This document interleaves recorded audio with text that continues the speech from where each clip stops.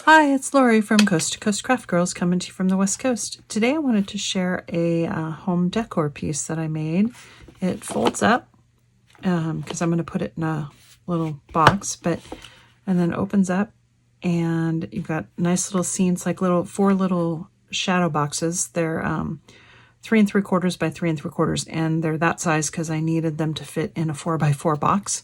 So, and then you've got some layered scenes behind with the snow, and I was going to let it, up here, and then I changed my mind and decided I liked it like that. But actually, it's fairly time consuming to make, but not difficult. So let's get started. So you start with the frames, and you need 4 pieces of card, and to make it so I said my back piece is 3 3/4 square. So I need it 3 3/4 on each side, the frame, and then my frame is 1/2 inch high and 1/2 inch across. So to make it 1/2 inch high, 1/2 inch across, there's 4 1/2 inch sections and then a little glue tab. So you're just gonna, so this is 2 1/4 by 3 3/4. So see, it's the same length as that. And then it's 1/2 inch, 1/2 inch, 1/2 inch, 1/2 inch, 1/4 inch. So 1, 2 1/4. I have a video on my, that I'll link to at the end of this video and in the description, that on how to make frames, paper frames of Shadowbox frames of any size, which will help you. But so you need 4 of those. And I'm going to go ahead and glue 2 of them. But to get a nice mitered corner, you have to trim the other 2 before you glue them. And this is just matte black multipurpose card from Crafter's Companion. So it's a pretty good heavy weight. It's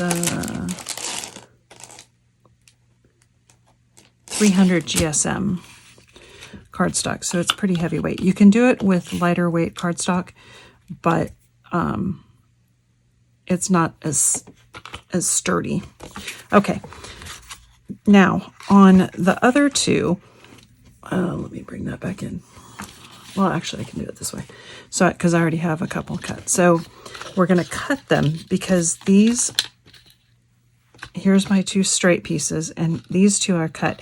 And the reason is because when you slide that in, you want that nice mitered corner. Because if you don't cut it and you just have them like this, you end up with a corner that looks terrible one way or the other, right? So that's not good. So you want to miter those corners. And there's a pretty easy way to do it. And again, I tell you exactly how to do it in the video on how to make frames, but I'll show you quickly here, and then if you need a refresher, go to that video. So to miter those corners,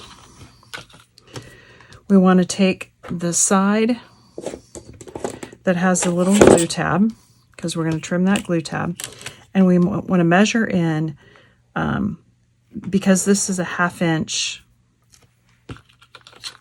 inch here, we want to measure in a 1/2 inch. So go to the end, put a little mark at the 1/2 inch, and this is the 1/4 inch side. Okay, and you're going to do a 1/2 inch on both sides. Okay, and then you're going to go up to the second score line and mark. Actually, you're going to mark it on the second score line. I take that back. So this is my glue tab. This is my first 1/2 inch section. Go up to that 1/2 inch section and put a mark at a 1/2 inch again. Okay. And I'm going to do the same thing on the other one.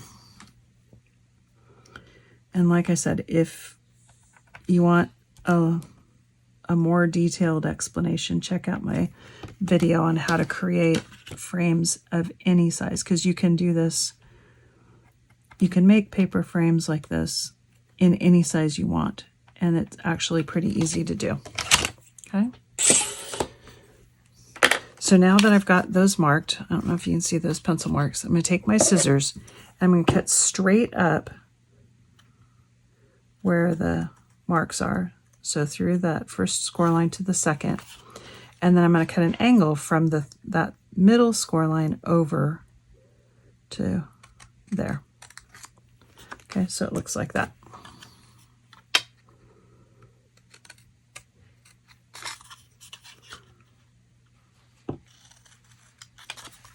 Okay, and we're going to do that on 2 of them, only on 2 out of the 4.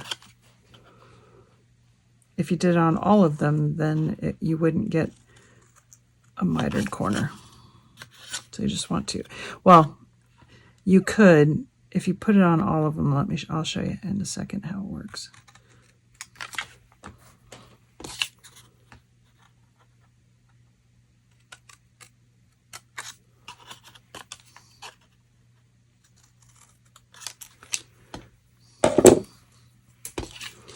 And then we're going to glue those glue tabs and make our little tubes, just like we did on the other.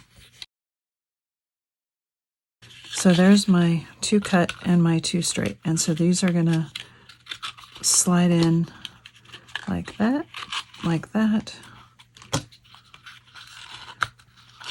down here, and down there. And I'll glue that all together to make my frame, okay? If you had all 4 of them cut, it would still kind of make the mitered corner, but there's nothing to glue those 2 pieces together. Whereas if you have the solid, when you slide that underneath, you can put glue on this piece and that helps hold it together, okay? And you don't have to be quite as perfect on your cuts. So that's why I miter 2 and not the other. Now, before I build my frames, I'm going to do my inside because my back piece is going to sit, that back piece, the picture is underneath the frame. It's between the back piece and the frame. And you do that just so that you don't have to be exact and you don't get any border of the black showing through. So here's my back piece, and I just did some stenciling with this. So what I did is I just took a piece of, this piece is 12 by 3, and I just took another piece of 12 by 3 and I just kind of cut like a little mountain scene. And I'm just gonna lay that on there, and I meant for it to be even, and I didn't like how low that was, so I kind of put it at a little bit of an angle. Like that. And then I'm going to ink it with Polar Blue water reactive ink. That gives me sort of my sky with my little mountains. Now I want to give some color to my mountains, so I used the Frosted Sea Glass ink. And I'm just going to come in and put a little bit of Frosted Sea Glass. And it's light enough that you can kind of go over the blue and it's fine. You can use the negative from the piece you cut if you want, and just kind of lay it on there like that if you don't want to mix your inks. And you're not trying to get this a solid color, you're just trying to give it a hint of color so that the white layer on top is going to stand out.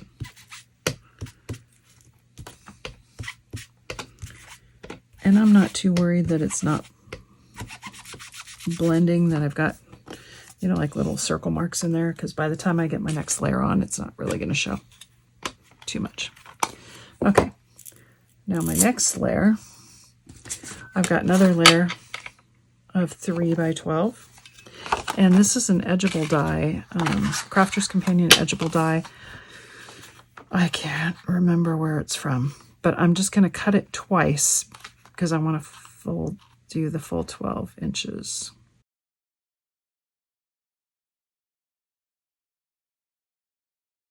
Now this particular stencil, or this particular die,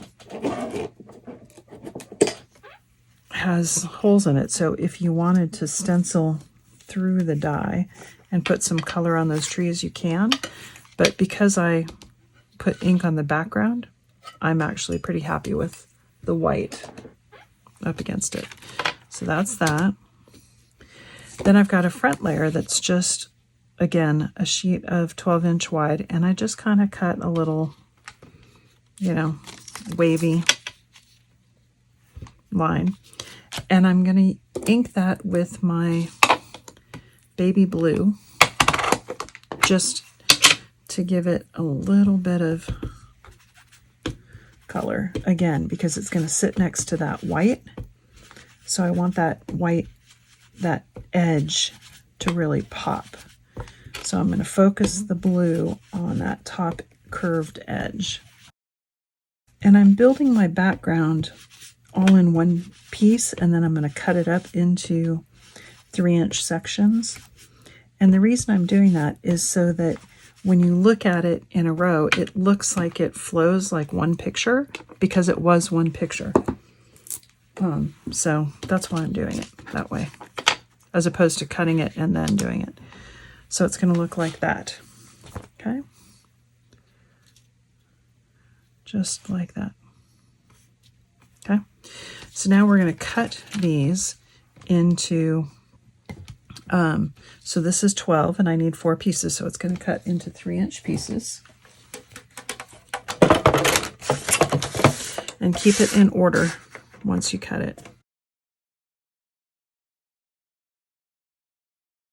Pieces in order. So now I've got black squares that are 3 3/4 each. I'm going to go ahead and glue my background pieces on to each of them, just right in the middle. And they're smaller, but I'm just going to glue them in the middle. Okay, now I'm going to build my frames on top of each square. So there's pieces for 1, 2, 2 square, 2 straight, and 2 cut for each one. Let's set these to one side so I can work on this.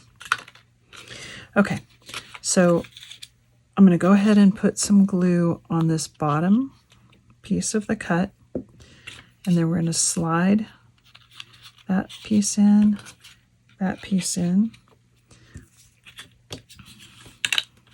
And we're going to put some glue on the bottom of that one. And wet glue is your friend, because it gives you time to wiggle it in and get it in the right spot.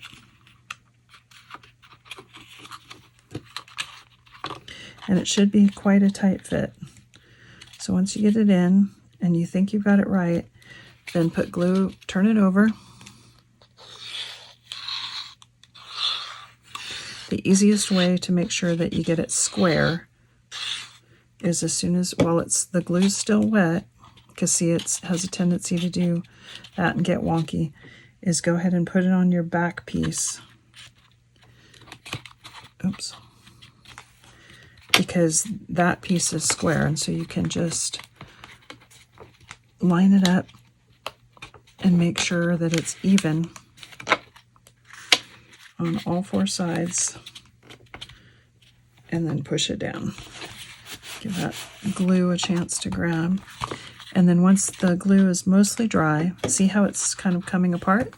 That's why I said it's important to have 2 sides that are straight, because you just kind of bend that back, you can put some glue in, and then slide it under and glue those corners. And it really helps hold it. Do it on both sides.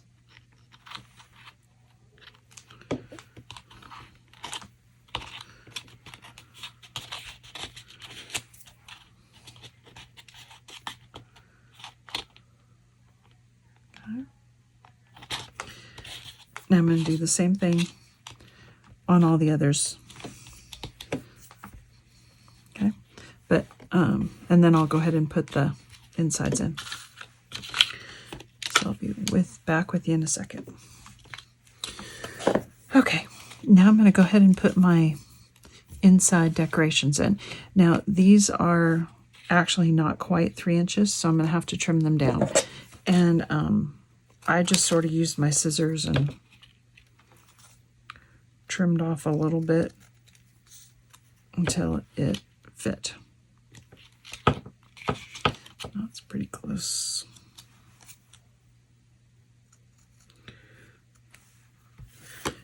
I think it needs to be, yeah, let's see, 2 3/4 technically. So, and then I'm just going to use this to judge the distance. Okay. And then I'm going to use my 3D Collal glue gel to put these in, just to give it some dimension. You could use foam pads if you'd rather.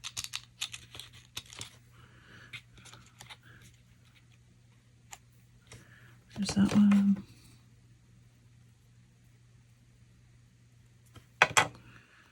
Put this one right at the bottom. Okay, there's one.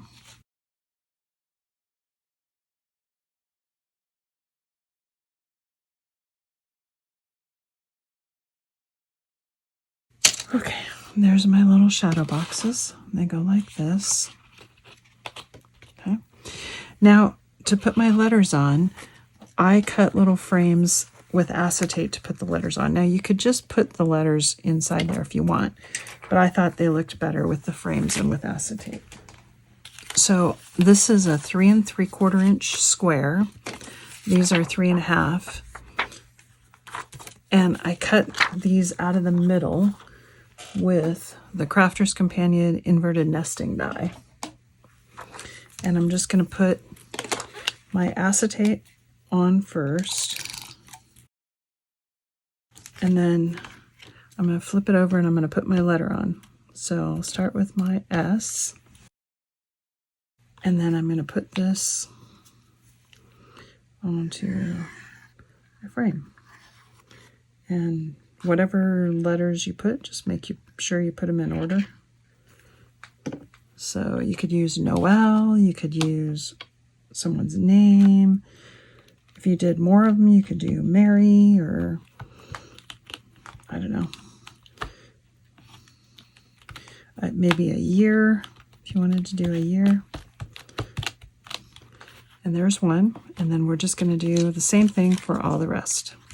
Now, the benefit of putting that frame on the top is if you didn't get your mitered corners to look perfect, it doesn't really matter. Now, you could leave them just like that and, you know, have them stand up on their own. But I connected them together with these little strips of paper. These are 1 inch by 3 3/4, and I just scored right down the middle. And you want to decide which way you want them to fold. So, like I had it fold this way, and then this way, and then that way. So to get these two to fold like that, you're going to take a piece of card and you're going to glue it right down that seam. And you want these, you know, bent back and forth enough that they're pretty pliable. Okay.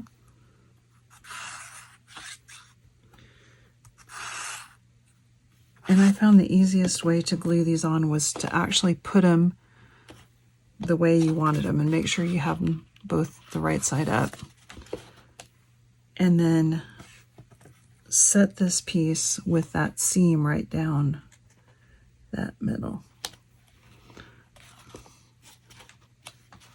And make sure it's nice and lined up.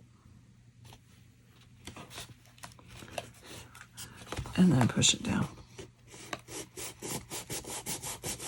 And you want to make sure these are good and dry before you start, you know, manipulating them too much. So we'll do that one, and then we're going to do this one together. Again, make sure they're the right way up. Another piece. There's 2 of them. And again, you want to make sure that's good and dry before you start manipulating them too much. But to get your third one on, you got to know So it goes SNOW. See, shoot. Put some more glue on there. And then these two I want to glue that way. So I'm going to put one, do the same thing, but right between those two middle ones. And again, make sure you got them the right side up.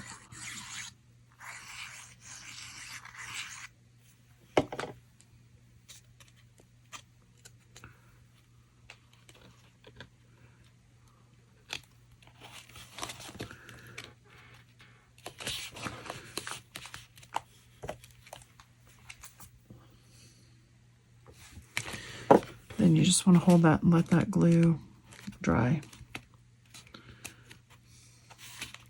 And you could do the same thing with the shadow boxes and put like penguins or snowmen on the inside. You don't have to do the scene that I did. I think it'd be really cute with little penguins or snowmen in it. I may try that on my next one. And there you go. I don't want to mess around with it too much, but all done. It folds up. Anyway, thanks for watching.